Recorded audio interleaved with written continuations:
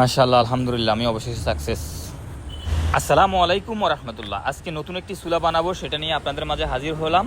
দেখেন, আনকমন একটি চুলা, যা অনেক বড়। ব্যাখার প্রায় 50 থেকে 60 জন লোকের রান্না হবে এই চুলাতে। দেখি, যেহেতু চুলাটা সম্পূর্ণভাবে নতুন এবং এটার কোনো ডাইস নেই, এটা ডাইস আমি নিজের হাতে তৈরি করে নিতেছি। দেখেন, বড় একটা সিট দিয়ে আমি 1 ফুট ভিতরে দেব এবং বাইরে হচ্ছে 18 বাই 18 ইঞ্চি। অনেক বড় একটি চুলা। দেখেন, আমি মেপে নিতেছি এবং ডাইসটা বানাইতেছি, নিজের হাতে তৈরি করতেছি। সম্পূর্ণরূপে আলাদা রকমের একটা চুলা হবে। এই দেখেন, ওটা আমি আগেই ফিটিং করে নিয়েছি, যেটা আপনাদেরকে দেখানো হয়নি। তারপর আমি রড সোজা করে নিচ্ছি, যেহেতু চুলাটা অনেক বড়, রড দিয়ে বানাতে হবে, তাহলে স্ট্রং হবে। তারপর আমি ফালাইছি কণা, বালু, সিমেন্ট দিতেছি, একবারে বেশি করে দিতেছি, যাতে জিনিসটা মজবুত হয়। তারপর আমি ভালো করে গলে নেব।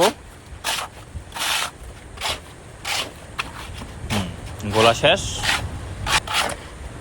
এবার আমার কাজ হচ্ছে চুলাটা তৈরি করা। বিসমিল্লাহ।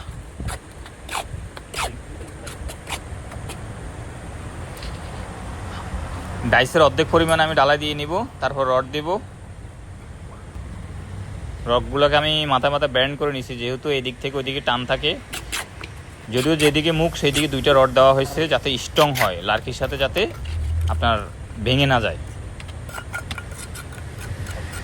আলহামদুলিল্লাহ। এবার আমি 3 কোণাতে 3টা রড দিছি, যেহেতু এখানে আপনার খুঁটি হবে, মানে ইটা হবে।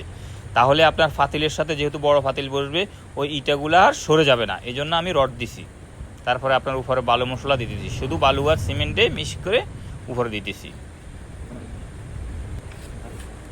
এবার কাটতেছি অ্যাকুরেট করে। জানি না কেমন হবে, আল্লাহ ভালো জানে, কারণ এত বড় চুলা আমি কখনো বানাইনি, এই ফার্স্ট। তবুও ট্রাই করতেছি, যেহেতু অর্ডার দিয়েছে, আমি বানাইতেছি।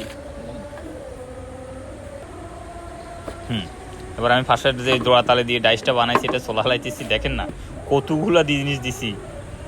তারপর চতুর্পাশে দিয়ে আপনি সিমেন্ট আর বালু মিক্স করার গুঁড়া দিছি।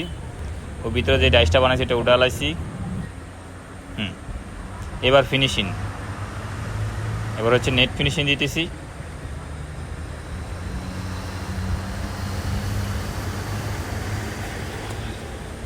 ভিডিওটা ছোট করার স্বার্থে আপনার অনেকগুলা থিম কেটে দেওয়া হয়েছে।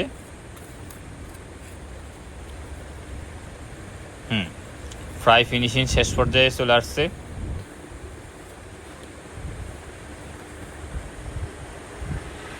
আলহামদুলিল্লাহ। কেমন হয়েছে অবশ্যই জানাবেন। ভালো থাকবেন সবাই। আল্লাহ হাফেজ। বিসমিল্লাহ চ্যানেলের পক্ষ থেকে আবারও আপনাদেরকে ধন্যবাদ। আসসালামু আলাইকুম।